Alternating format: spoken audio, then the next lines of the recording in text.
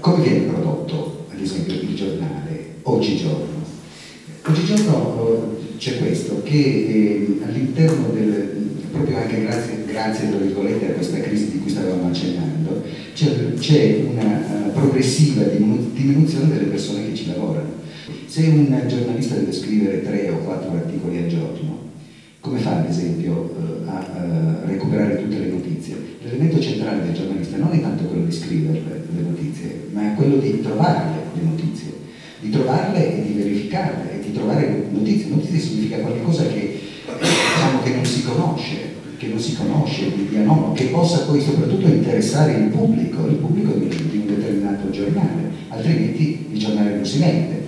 Ecco, ma queste notizie vanno trovate, in gergo si dice vanno scavate, e vanno trovate e poi vanno anche verificate. Queste cose non le abbiamo fatte quasi mai, ma non perché diciamo, il giornalista abbia, come dire, per partito preso voglia nascondere determinate cose, perché molto spesso nella catena di montaggio interno al giornale, catena di montaggio tra virgolette, naturalmente mancano i tempi tecnici. Se tu devi fare 3-4 articoli, alla fine quei 3-4 articoli li fai in una determinata maniera e non in un'altra, purtroppo. Lo stesso se devi fare 3 o 4 servizi televisivi, ancora peggio, direi. Se tu fai un articolo di un certo tipo sgradito al tuo editore o all'editore che ne fa le leggi, non vieni più riconfermato, te ne vai ed entra una persona che invece è più accondiscendente.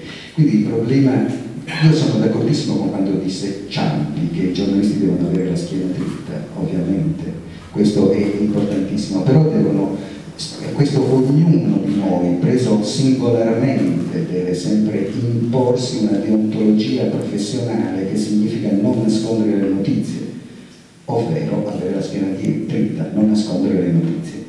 Però storicamente questo discorso non è più possibile. Se le condizioni in cui tu lavori sono tali che non ti permettono di fare questo lavoro, nel senso che ti mandano via se tu fai determinate cose, ecco che allora la schiena dritta dal punto di vista storico non funziona più, se non ci sono le condizioni di contesto.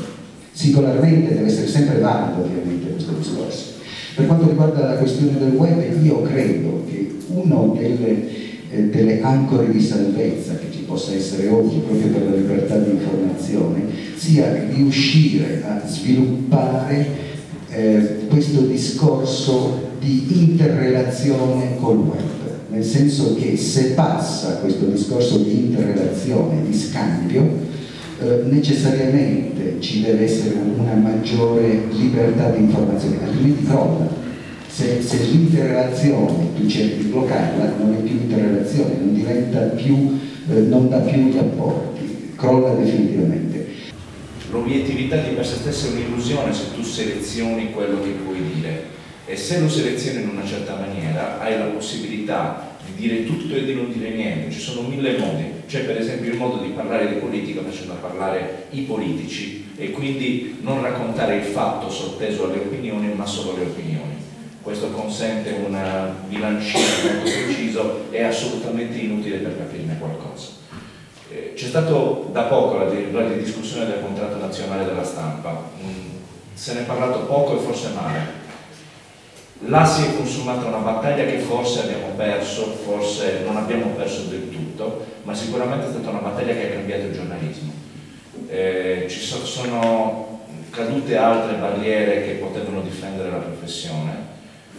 Si è arrivato a una come dire, istituzionalizzazione di un certo tipo di precariato, del fatto che i giornalisti possano essere spostati, e questo è più che una causa, un effetto di una situazione già deteriorata. Il giornalista ha perso molto del potere che poteva avere prima nei confronti delle aziende editoriali, anche per colpa della categoria. Quello che il web in altri settori potrebbe diventare, come abbiamo sentito da Antonio Tombolini, e cioè un'occasione di democratizzazione, di ampliamento delle risorse culturali a disposizione di tutti e di ciascuno, al momento per quanto riguarda la stampa e l'informazione è semplicemente diventato un ulteriore impoverimento dei contenuti informativi. E teniamo conto che il web avrebbe delle grandissime potenzialità confidenzialità.